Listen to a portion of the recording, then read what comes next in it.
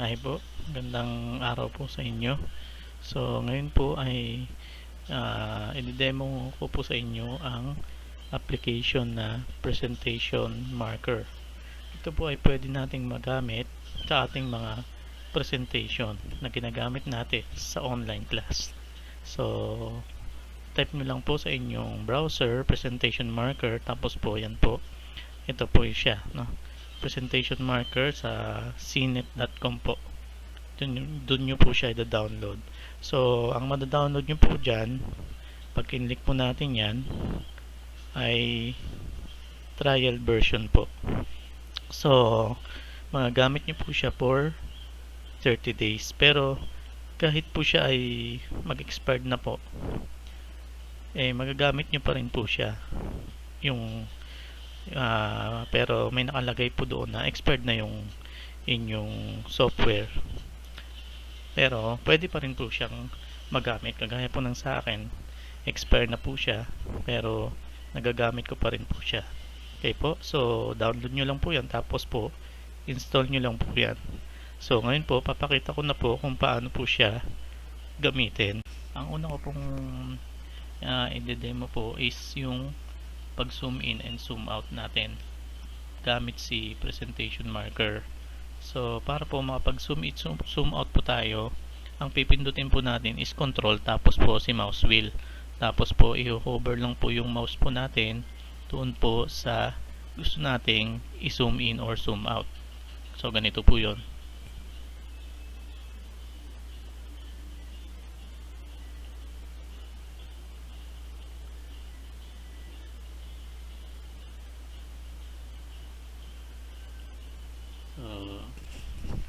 So, ganun po kung paano po tayo mag-zoom in at zoom out sa ating gamit si presentation marker. So, sunod naman po is i-demo ko po yung mga drawing tools po. So, pag ito pong si drawing tools na to ay hindi lumabas, ang gagawin nyo lang po is ilagay nyo lang po yung mouse nyo sa bandang gitna ng monitor nyo para po lumabas si main menu ng presentation marker. Tapos po is hanapin nyo po si view, tapos po si drawing toolbar para po lumabas yung mga drawing tools. So ngayon po magdo-drawing na po ako. So ito po yung mga pwede nyong gawin. Ayan, si ellipse, si rectangle na may fill, si rectangle na walang fill, si polyline, si line. Marami po, i-explore nyo na lang po kung sakali pong gagamitin po ninyo. Ngayon po, kapag kinlik ko po ito si question mark, makikita nyo po yung mga shortcut key na pwede nyo pong gamitin. Okay po, so kayo na lang po yung bahalang mag-explore po diyan. So ito po yung ginamit ko kanina, control plus wheel, para mag-zoom in and zoom out. Okay po, so next ko na po yan. So tapos po, kunyari po gusto ko pong mag-drawing ng line. So pipindutin ko lang po si line. O kaya kung ayaw nyo nandyan po siya, pwede nyo pong i-X yan, pero active pa rin po yan.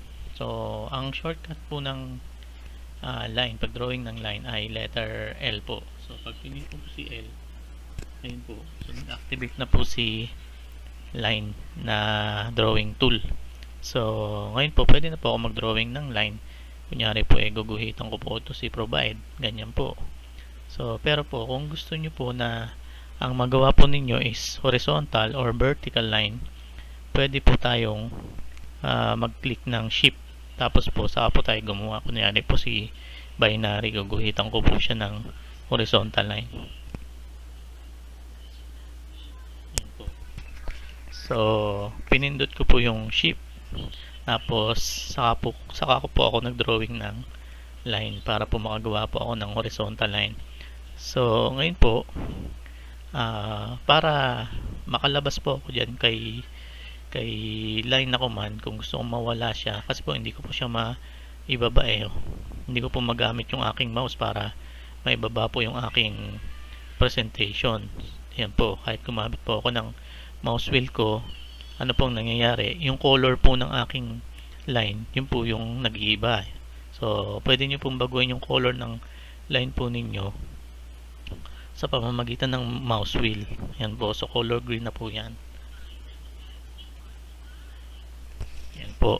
So, ganun po ang pagbabago ng kulay ng drawing tools. So, ngayon po, hindi ko po magamit si mouse wheel para po maibaba po yung aking presentation.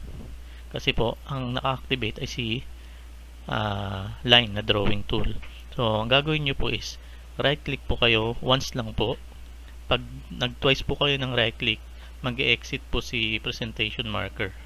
So, pag na-exit nyo lang po si presentation marker ng aksidente, edi hanapin nyo lang po siya dito po sa ating taskbar, dito po sa pop-up arrow na to. Nandun po si presentation marker. Pagbubuksan nyo lang po ulit. Isang right click lang po sa screen po natin. Ayan po. So, pwede ko na po siyang down yung aking presentation. So, kaya lang, meron ako mga guhit-guhit. So, paano baburahin yung mga guhit-guhit na yan?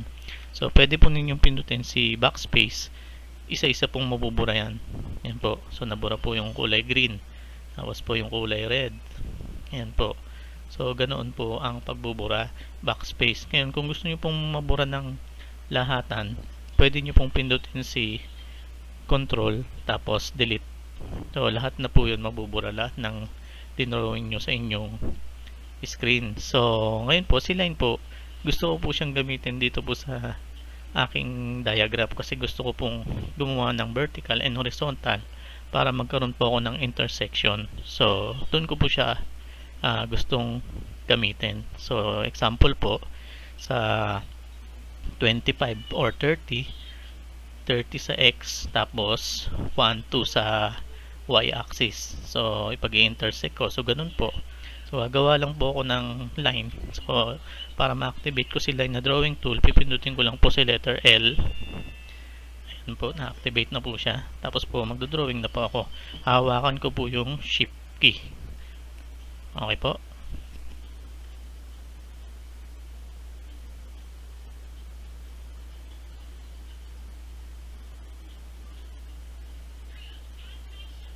Ayun po. So, medyo hindi ko po naitutok sa 1, 2. Okay? Pero pwede ko siyang i-zoom in para mas maging accurate yung aking gawa. Okay po. So, pwede ko naman siyang i-backspace kung buburahin ko siya. Tapos pwede ko siyang i-zoom in para mas tuwid yung aking guhit. Tapos po, saka po ako magdodrawing ng line.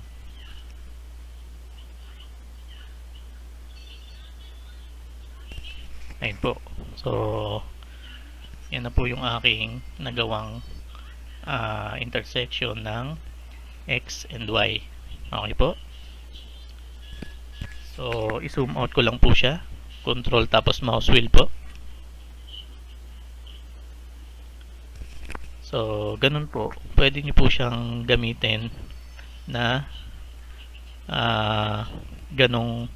sa ganong paraan. So, ngayon po, kung napansin nyo po, nawala po si drawing toolbar. So, para po makita po natin si drawing toolbar, kung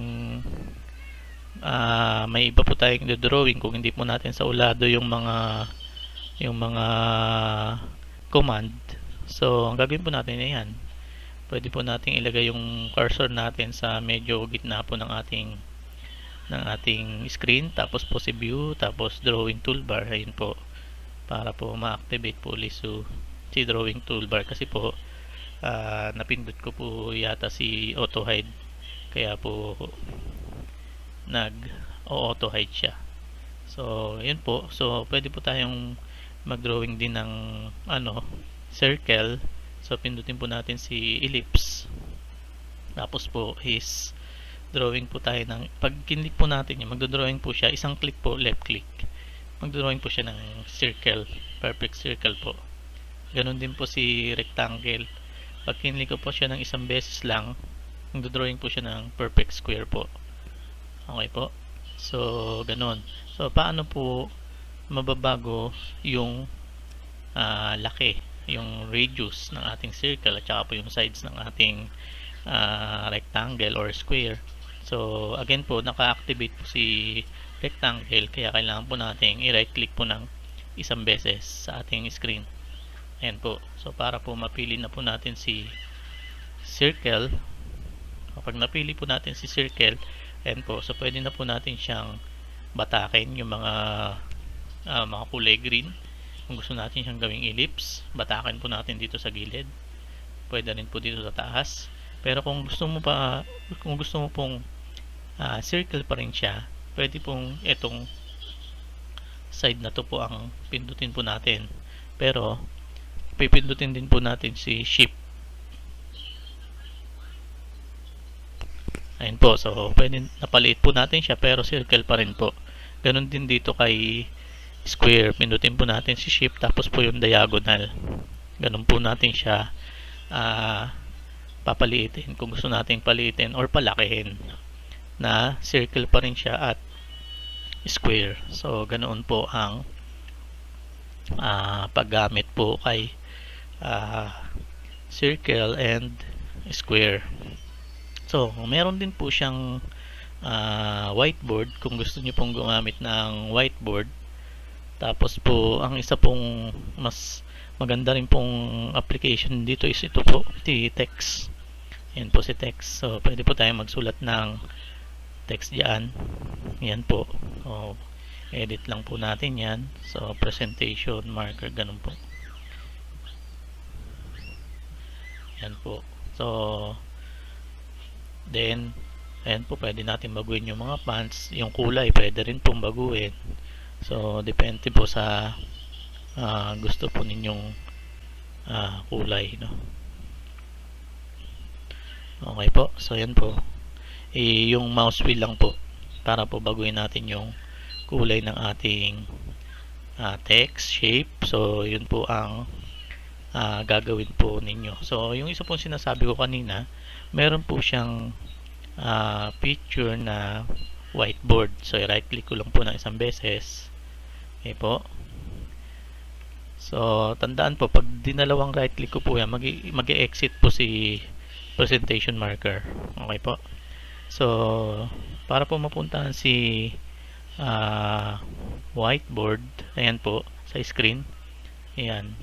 So whiteboard, ayan, pindutin nyo lang po yan. Tapos dahil ano na po siya, expired na po yung aking trial version, pero pag in-next ko po yan, lalabas din po si whiteboard. Ayan po. So marami na po akong dinrawing dyan, kung nakikita nyo po. Tinry ko po yung star sa shape recognition picture niya, pero hindi nyo po ma-recognize, wala po si star sa program niya po. Okay po.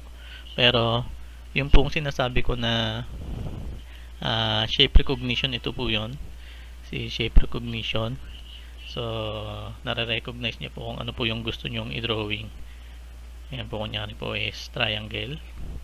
Hindi niya po na-recognize dahil hindi po close. Dapat po close. So kung bilog, yan po.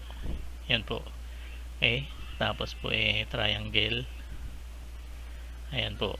So kaya lang hindi ako makagawa ng equilateral triangle. Okay.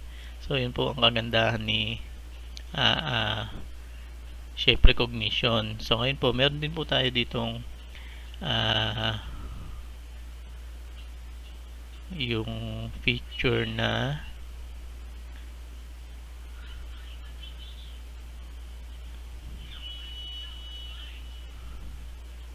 pen. Pag pen po pinili natin, ano po siya? Freeform. So freeform po yung mangyayari na